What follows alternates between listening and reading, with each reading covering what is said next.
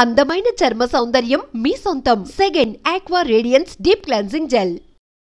అన్నయ్య చెప్పమ్మా. మీరు డబ్బు గురించి ఏదో ఇబ్బంది పడుతున్నారని అర్థమైంది. అవునమ్మా, ఈ ఏజెన్సీ కాంట్రాక్టర్ బతికే ఇంత ఏది సాఫీగా ఉండదు. అన్ని వైపుల నుంచి అడ్డంకులే. ప్రజల ప్రయోజనం కోసం బిల్డింగ్లు బ్రిడ్జ్లు కట్టాలి, అడ్డమైన వాళ్ళకి లంచం ఇచ్చుకోవాలి. ఇప్పుడు ఈ నక్సల్స్ ఒకళ్ళు తయారయ్యారు. నా బ్రతుక్కి పని పూర్తయ్యేదాకా ఫండ్స్ లిస్ట్ చేయరు, వీళ్ళేమో పని చేయనివ్వరు. ఏం చేయాలో అర్థం కావట్లేదు. నక్సల్సా? నక్సల్స్కి ఏంటి సంబంధం? అదే కదా సమస్య. బయట ప్రజల కోసం మేము ఉన్నామంటారు, లోపల ఎక్స్ట్రాక్షన్కి అలవాటు పడ్డారు. ఎవరు కరెక్ట్గా లేరమ్మా. ఎక్కడి వాళ్ళన్నయ్య? పినపాకం మండలం నక్సల్స్ 25 లక్షలు అడిగారు.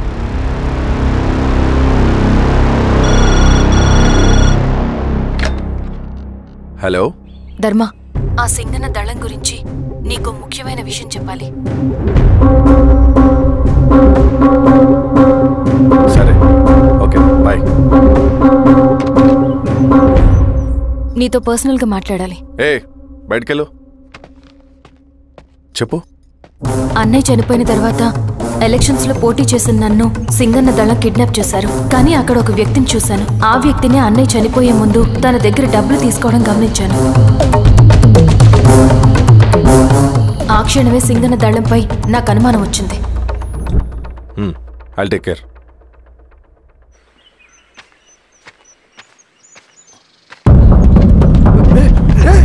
భయపడ, నేను చంద్రుడు మనుషులు. నన్నేం చేయకండి. కూర్చోబెట్టండి. మీకు కావాల్సింది దీంట్లో ఉంది.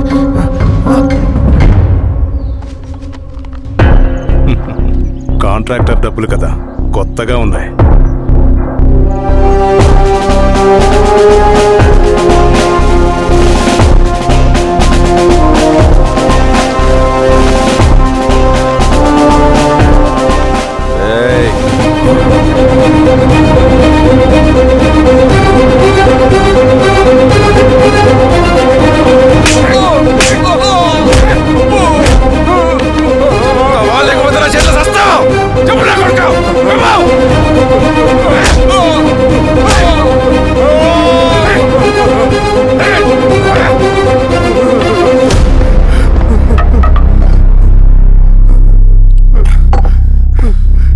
వీళ్ళ అన్న మీదున్న ప్రేమ అభిమానం ముందు మన పోలీస్ లాఠీలు ఓడిపోయాయి. చంద్రన్ ఎన్కౌంటర్ ఎలాగూ పోతాడు. కానీ విచిత్రం ఏంటంటే వాడి భార్య నర్సమ్మ, కూతురు మమత, కొడుకు నరేష్ మరో ఎన్కౌంటర్లో పోవడం చాలా బ్యాడ్ న్యూస్.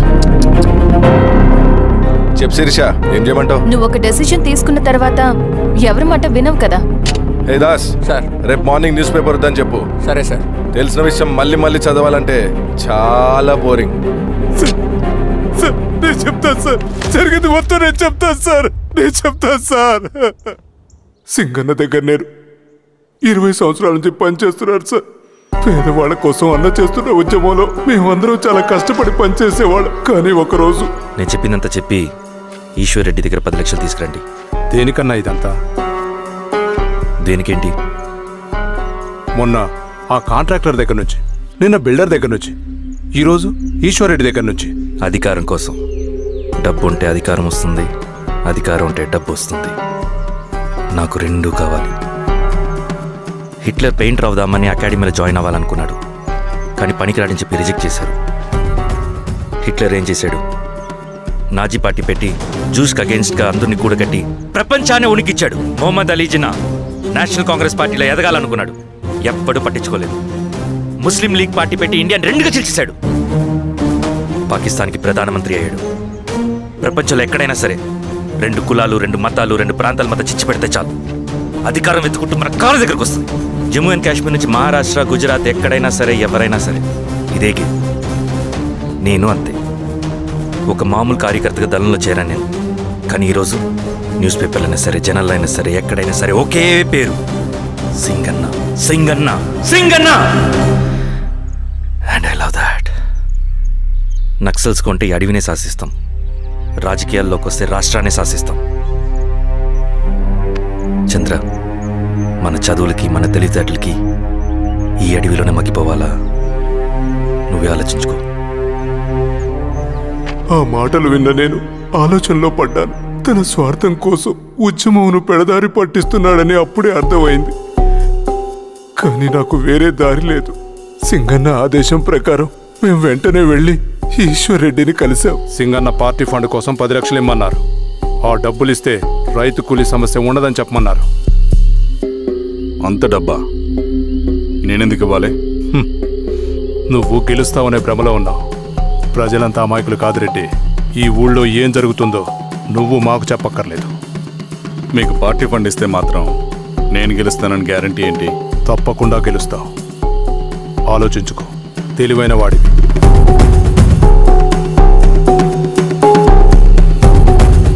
సరే.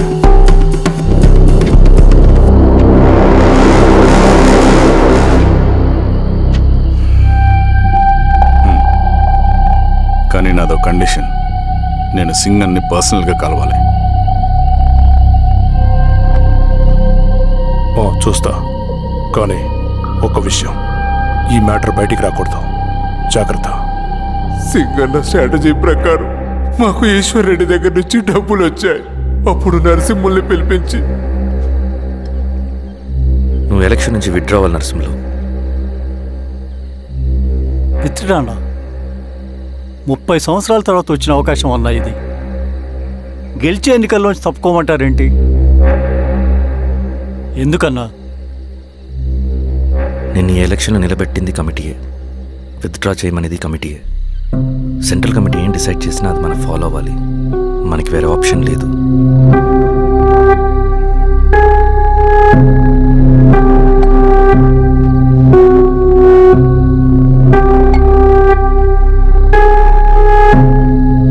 నన్ను నమ్ముకుని చాలామంది ఉన్నారన్నా.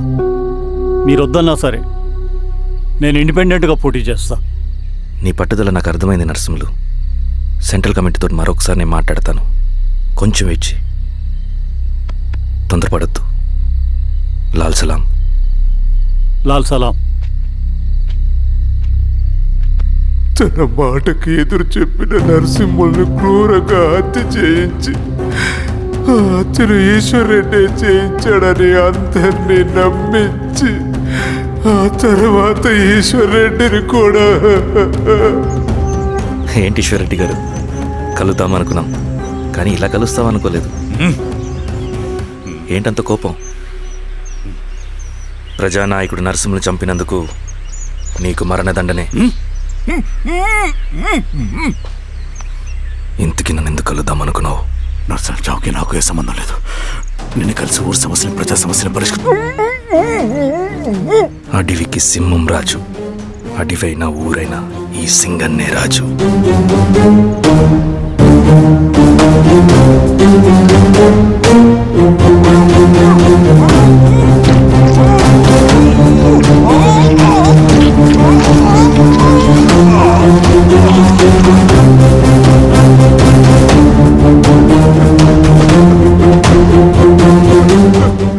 తప్పు చేశావు సార్. మొత్తం సింగన్నే చేశాడు. ఇంకా చెప్పాల్సింది ఏదైనా ఉందా? శిరీష ఆ రోజే చెప్పిందన్నా. ఇన్నాళ్ళ పోరాటంలో ఏం జరిగిందన్నా? ఏమీ లేదు. శిరీష వల్ల వాళ్ళ ఊర్లో రైతులకు భూములు వచ్చాయన్నా. నీ వల్ల చాగి అన్యాయంగా గొంతు కోసుకున్నాడన్నా. నరసింహులు, ఈశ్వర్ రెడ్డి, ఇంకెందరో అమాయకులు నీ అధికార దాహం వల్ల బలైపోయారు.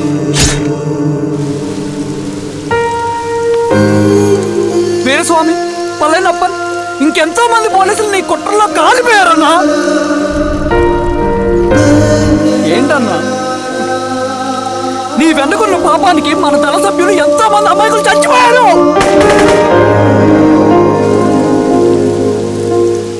ఆ జనాలు అమాయకులన్నా.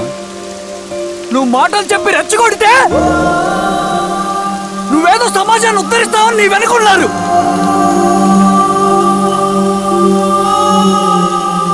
వాళ్ళకి కావాల్సింది కరప్షన్ లేని సమాజం. అది ఊరైనా అడివైనా.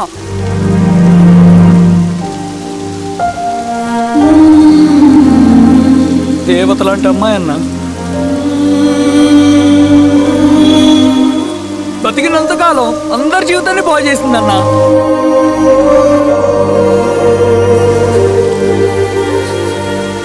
నా చేతులతో చంపించావు, నన్ను మనిషిని కాకుండా చేశావు.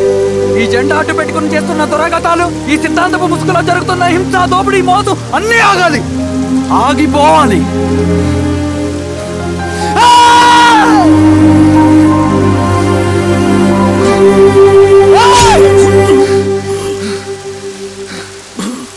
నువ్వు చెప్పిన సమాజం స్థాపితం కావాలంటే నువ్వు సమాధి కావాలి.